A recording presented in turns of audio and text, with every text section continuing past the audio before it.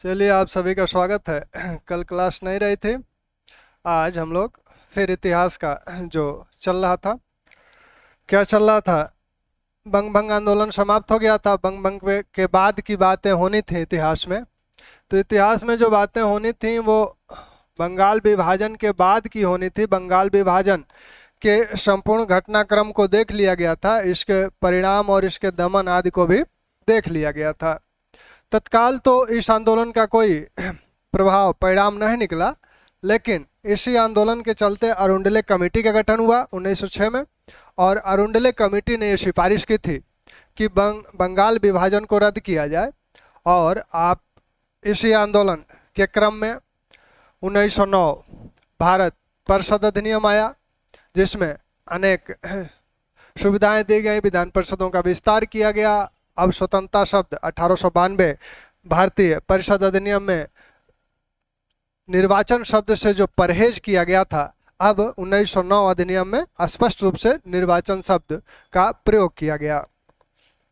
फिर दिल्ली दरबार हुआ 12 दिसंबर 1911 को। दिल्ली दरबार हुआ। ब्रिटेन के महाराजा जॉर्ज पंचम और महारानी मैरी आए और उन्होंने वहीं दिल्ली दरबार में यह घोषणा की कि बंगाल विभाजन को रद्द किया जाए।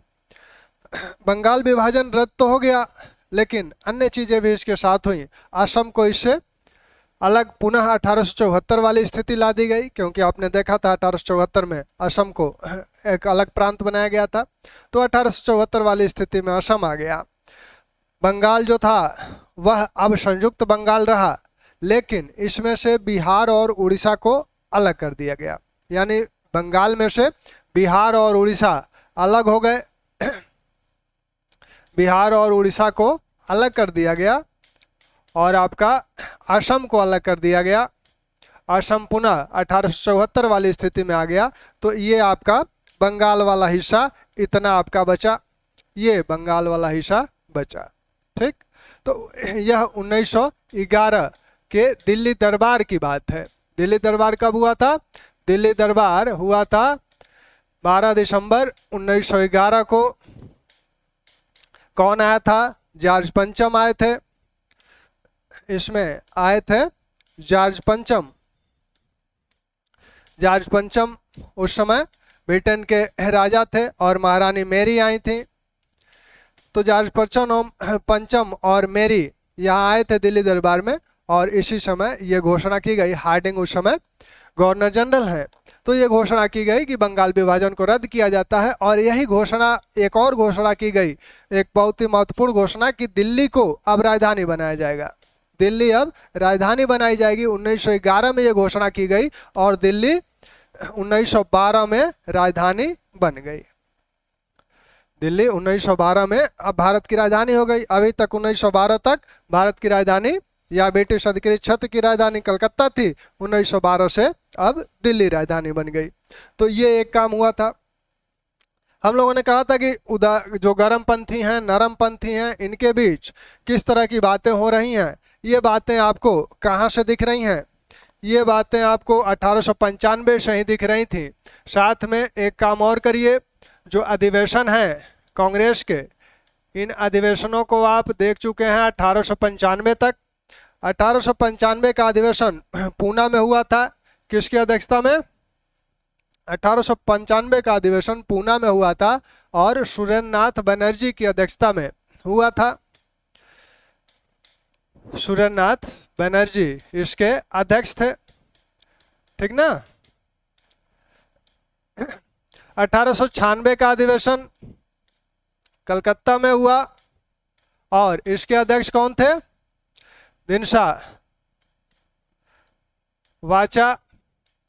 1897 का अधिवेशन कहाँ हुआ? 1897 का अधिवेशन के अमरावती महाराष्ट्र, और शंकर नायर इसके अध्यक्ष हैं। 1898 का अधिवेशन मद्रास में हुआ। इसके अध्यक्ष कौन है? इसके अध्यक्ष हैं आनंद मोहन बोस इसके अध्यक्ष हैं। 1899 का अधिवेशन आपने देखा था लखनऊ में हुआ था, और इसके अध्यक्ष आरसी दत्त हैं, आरसी दत्त इसके अध्यक्ष हैं। 1900 का अधिवेशन, 1900 का अधिवेशन आपका लाहौर में हुआ, और इसके अध्यक्ष दादा भाई नौरोजी हैं, दादा भाई नौरोजी हैं। 1901 का अधिवेशन, 1901 का अधिवेशन फिर कलकत्ता में होता है। 1901 का अधिवेशन पुनः कलकत्ता में होता है, और दिनशा बाचा इसके अध्यक्ष हैं। और इसी अधिवेशन में पहली बार गांधी जी भाग लिए थे, गांधी जी इसी अधिवेशन में पहली बार भाग लिए हैं। 1902 का अधिवेशन, 1902 का अधिवेशन अहमदाबाद में हुआ। अहमदाबाद की अध्यक्षता किसने की थी? अहमदाबाद का अधिवेशन जो हुआ, इसी अधिवेशन में क्या हुआ था?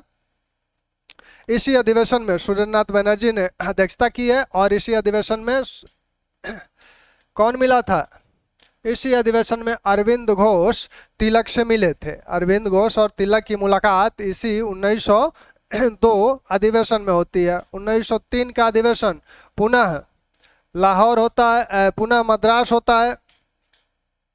1903 का अधिवेशन पुनः मद्रास होता है, और इस बार लाल मोहन घोष यहाँ के अध्यक्ष हैं। लाल मोहन घोष यहाँ के अध्यक्ष हैं। वैसे ही 1904 का अधिवेशन बंबई में हुआ, और इसके अध्यक्ष सर हेनरी कार्टन हैं।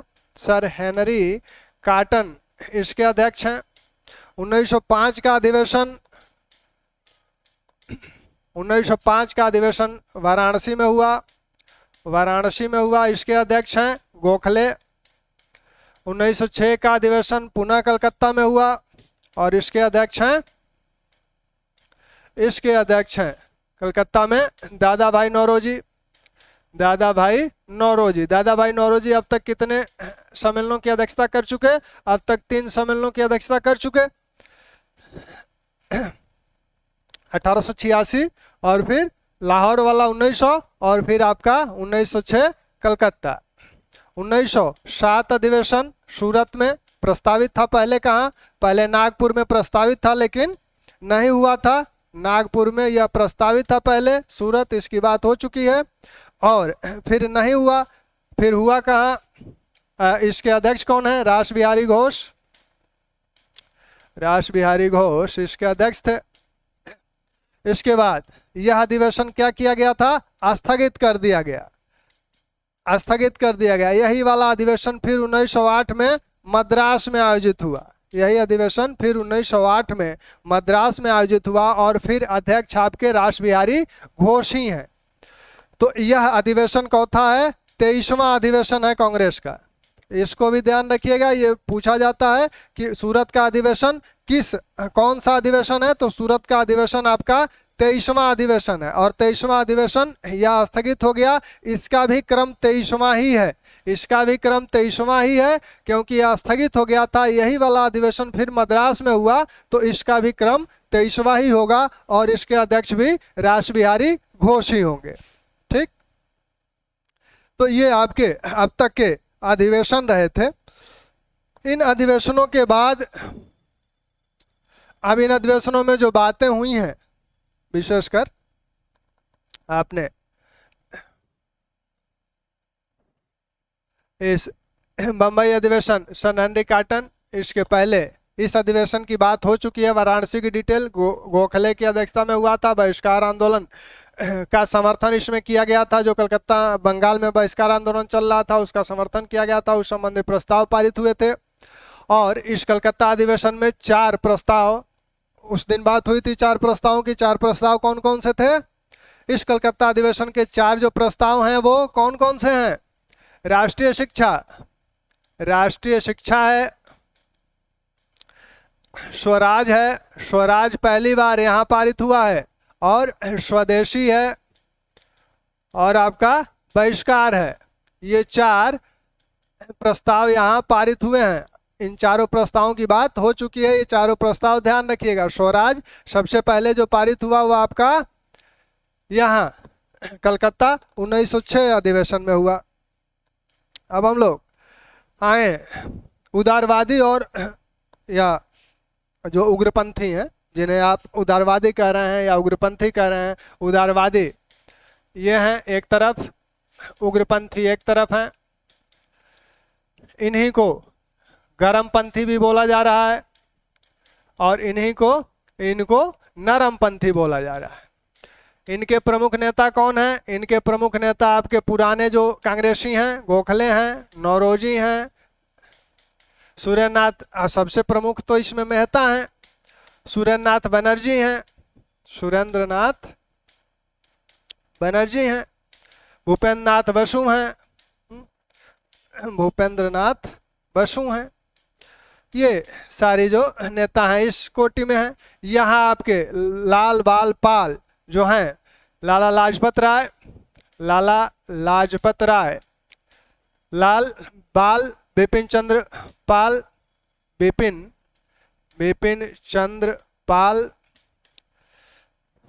और आपका तिलक।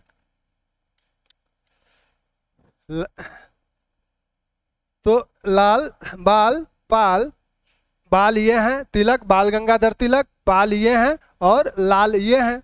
और इसमें अरविंद घोष का नाम भी है, अरविंद घोष का नाम भी है। साथ में आपके खरपड़े भी हैं, खरपड़े महाराष्ट्र के नेता हैं, तिलक के साथ हैं, होम रूल आंदोलन में भी दिखेंगे। तो ये आपके गरमपंथी और नरमपंथी है। इनमें भेद क्या है गरमपंथी और नरमपंथियों में? ये क्यों गरमपंथ आया? गरमपंथ आने के कई कारण हैं। एक तो कांग्रेस की अब तक की जो उपलब्धियां हैं उससे युवा असंतुष्ट है, कांग्रेस के क्रियाकलाप से असंतुष्ट है। वह कहता है कि आप वर्ष में सिर्फ एक बार सम्मेलन करेंगे, इससे कुछ नहीं होने वाला है। इन सम्मेलनों की आलोचना की गई, लाला लाजपत राय ने किया, अश्विन कुमार दत्त ने किया, तिलक ने किया। कांग्रेस के जो क्रियाकलाप हैं, जो अब तक की नीति है, उसे तिलक ने भिक्षावृत्ति की नीति कहा। तिलक ने कहा हम आत्मनिर्भर होना चाहते हैं, ये भिक्षावृत्ति की नीति नहीं चाहिए। तो भिक्षावृत्ति की नीति कहकर तिलक ने इनकी आलोचना की। इसी समय कुछ अंतर्राष्ट्रीय घटनाक्रम भी ऐसा चला, जैसे अबिसिनिया ने इटली को पराजित किया, 1905 में जापान ने रूस को पराजित किया। तो इन सब चीज़ों से ये हुआ कि अफ्रीकी और एशियाई देश, पहले ये माना जाता था कि अफ्रीकी और एशियाई देश यूरोपीय देशों को नहीं हरा सकते हैं। यह जो भ्रम था यह टूट गया अबिसिनिया ने जब इटली को हराया और जब जापान ने रूस को हराया। तो इससे भी भारतीयों में एक आत्मविश्वास की भावना आई कि एशियाई देश यूरोपियन देशों को पराजित कर सकते हैं। करजन का जो काल था वो देख ही रहे हैं, कितना तूफानी काल था और उसमें किस किस तरह के निर्णय लिए गए थे। सबसे महत्वपूर्ण तो आपका बंगाल विभाजन ही था। तो यही सब परिस्थिति है जिसमें इस गरमपंथ का उदय होता है। हालांकि इसकी बात तो 1895 से ही की जा रही है, जब तिलक ने गोपाल कृष्ण गोखले और रानाडे को सामाजिक सुधार जो सम्मेलन थे कांग्रेस पंडाल से जो हो रहे थे उसको कराने से रोक दिया था, तभी इसकी शुरुआत हो गई थी। इनके उद्देश्य क्या हैं? इनके उद्देश्य क्या है? इनका उद्देश्य है संवैधानिक सुधार, संवैधानिक सुधार करना। इनका उद्देश्य सीधा सीधा है स्वराज की प्राप्ति करना, स्वराज। इनका उद्देश्य जो स्वराज है, हालांकि स्वराज ये भी माने 1906 कलकत्ता अधिवेशन में इन्हीं के नेतृत्व में ये पारित हुआ था। यहाँ जो स्वराज है, इस स्वराज के भी इन लोगों ने कई व्याख्याएं की। जैसे अरविंद घोष का जो स्वराज है वो पूर्ण स्वतंत्रता है।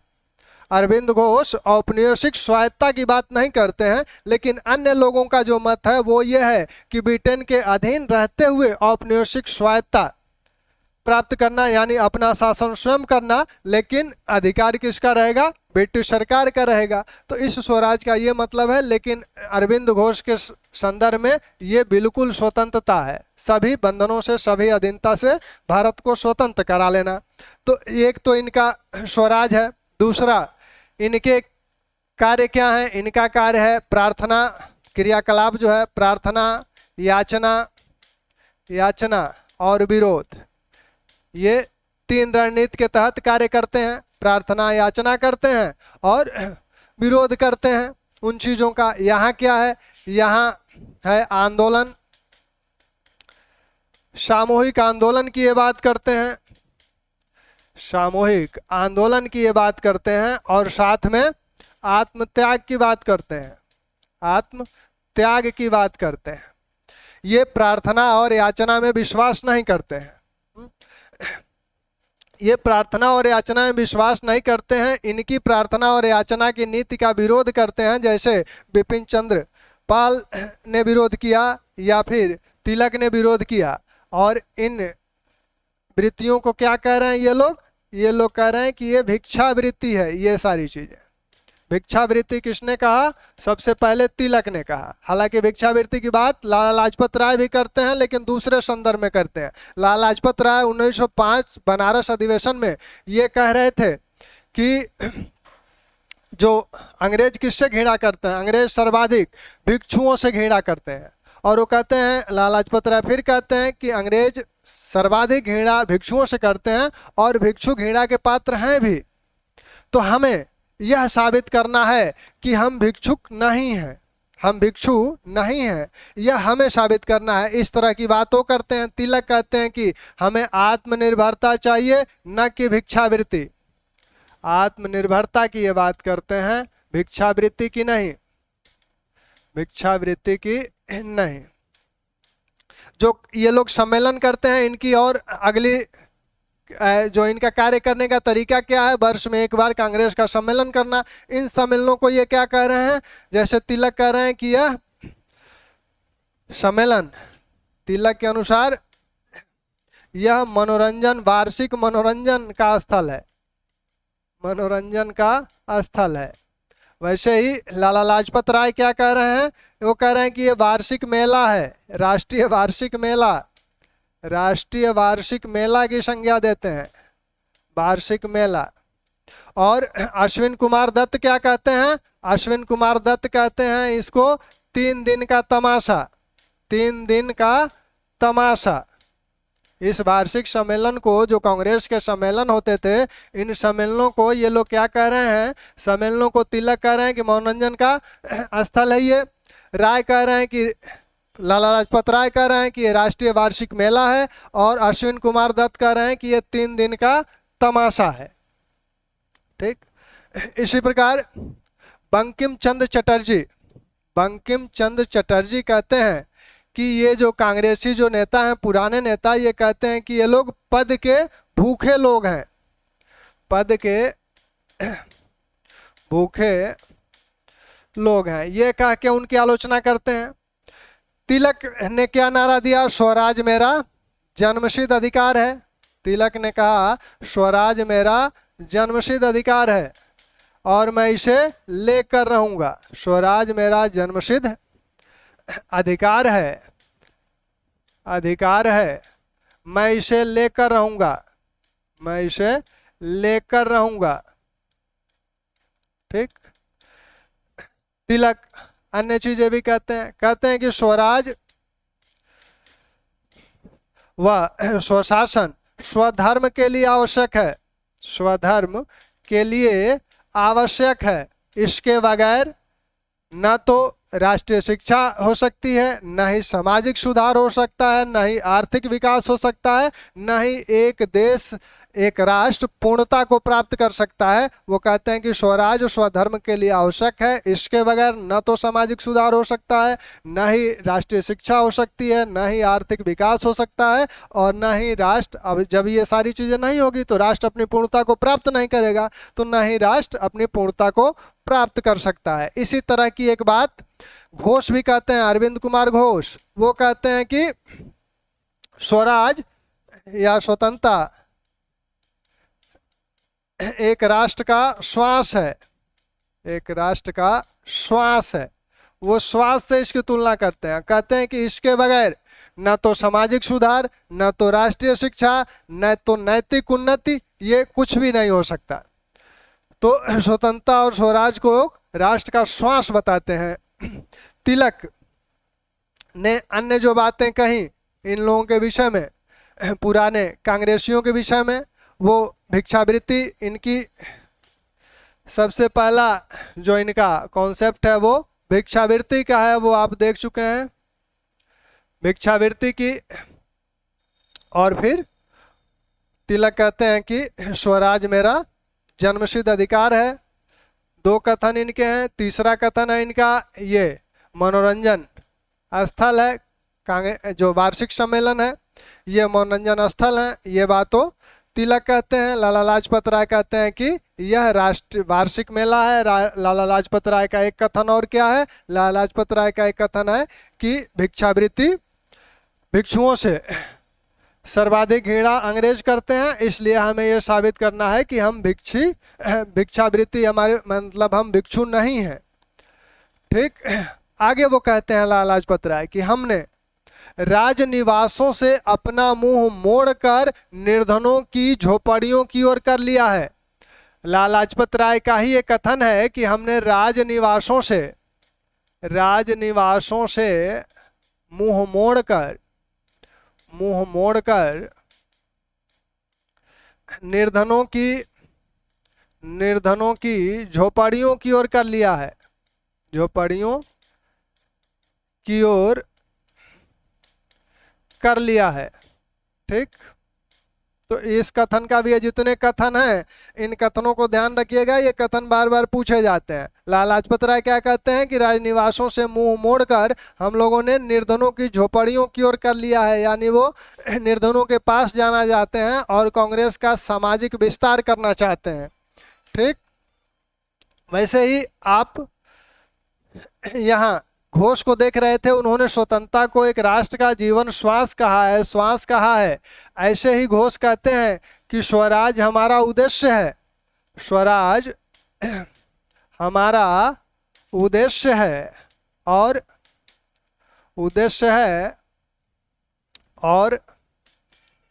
इसकी प्राप्ति हिंदू धर्म से ही हो सकती है, हिंदू धर्म से ही हो सकती है। ठीक। घोष ने ही कहा था कि पुराने द्वीपों की जगह नए द्वीप, पुराने द्वीपों की जगह द्वीप नहीं द्वीप, द्वीपों की जगह नए द्वीपों की आवश्यकता है, नए द्वीपों की आवश्यकता है। अरविंद घोष ही कहते हैं कि हम कांग्रेस पर क्या करना चाहते हैं, कांग्रेस पर कब्जा करना चाहते हैं। अरविंद घोष कहते हैं कि हम कांग्रेस पर कब्जा करना चाहते हैं। कब्जा क्यों करना चाहते हैं, क्योंकि कांग्रेस अभी तक जो अनुनय विनय की नीति अपना रही है, प्रार्थना और याचना की नीति अपना रही है, इससे हम क्रांतिकारी एक प्लेटफॉर्म बनाना चाहते हैं, कांग्रेस पर कब्जा करना चाहते हैं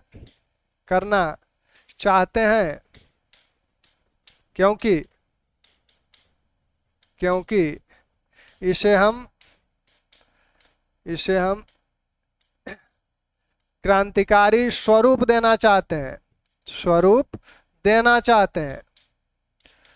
क्रांतिकारी स्वरूप देना चाहते हैं। अगर कब्जा नहीं कर पाए तो हमें एक अलग ऐसा केंद्र बनाना होगा, यानी अरविंद घोष ये संकेत देते हैं कि अगर कांग्रेस यह नहीं करती है तो हम लोग क्या करेंगे, एक नया दल गठित करेंगे।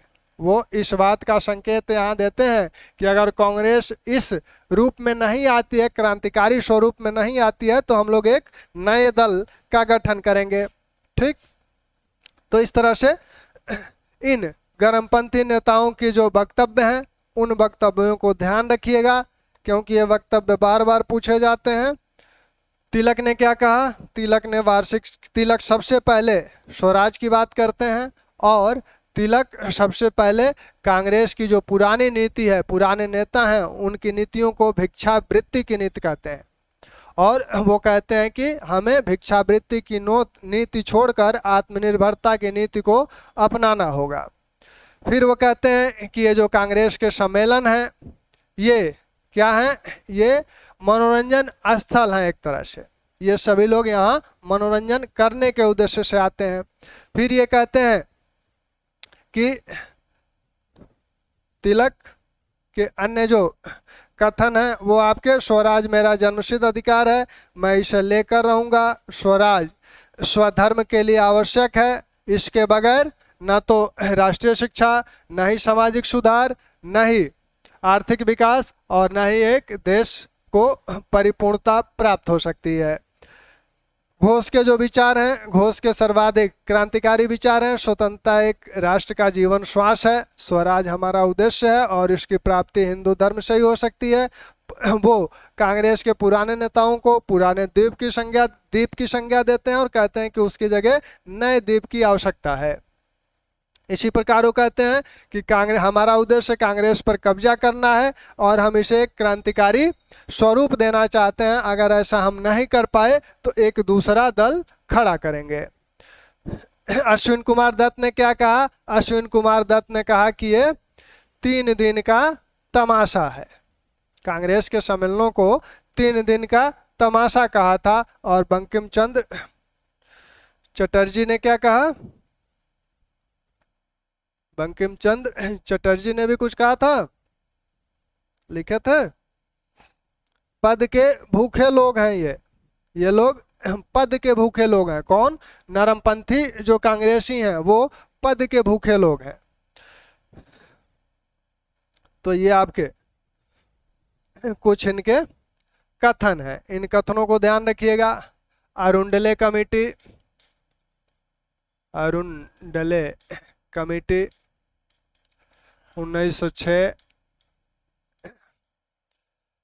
इसने बंगाल विभाजन को रद्द करने की सिफारिश की थी। और हम लोगों ने देखा कि बंगाल विभाजन कब रद्द हुआ? 1911 में हुआ, दिल्ली दरबार के समय। दिल्ली दरबार एक इसके पहले भी हुआ था 1877 में। हम लोग इस दूसरे दिल्ली दरबार को देख रहे हैं, एक दरबार और देखा जाएगा बाद में।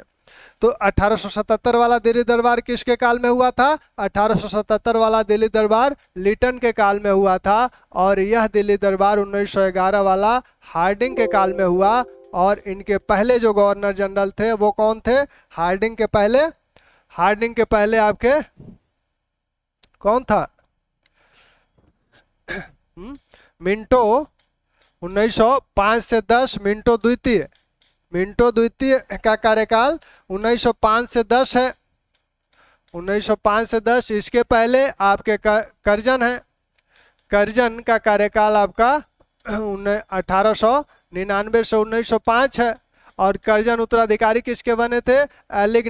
एलिग्न द्वितीय के ये उत्तराधिकारी बने थे। करजन का कार्यकाल, इन कार्यकालों को ध्यान रखिएगा। मिंटो द्वितीय का कार्यकाल ये है। और इनके समय बंगाल विभाजन के समय जो भारत सचिव थे, secretary of state for India, उसका औपचारिक नाम है। इस पद का गठन कब हुआ था? इस पद का गठन हुआ था 1858 अधिनियम के तहत। तो उसमें उस समय रिजले इस पद पे हैं। और इनके समय रिजले के बाद कौन आते हैं? तो आपके मार्ले आते हैं। तो मार्ले मिंटो सुधारों की बात हुई थी। 1809 में मार्लो मिंटो सुधार आया। अब जब कांग्रेस विभाजित हो गई 1907 सूरत में, तो 1907 अधिवेशन, कांग्रेस का जो 1907 अधिवेशन है वो कौथवा अधिवेशन है?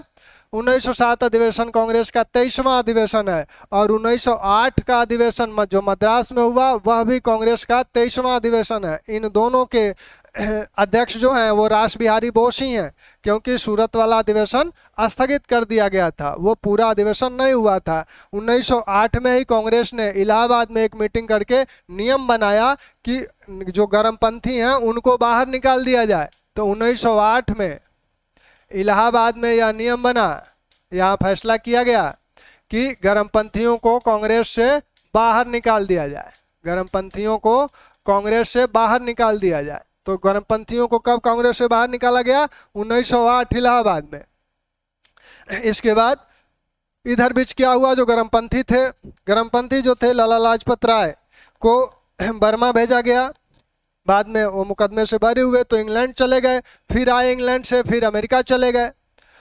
तिलक का क्या हुआ, 1908 में तिलक को एक लेख लिखने के कारण उन्हें उन पर देशद्रोह का मुकदमा चला और 6 वर्ष की सजा हो गई, तो तिलक भी चले गए जेल।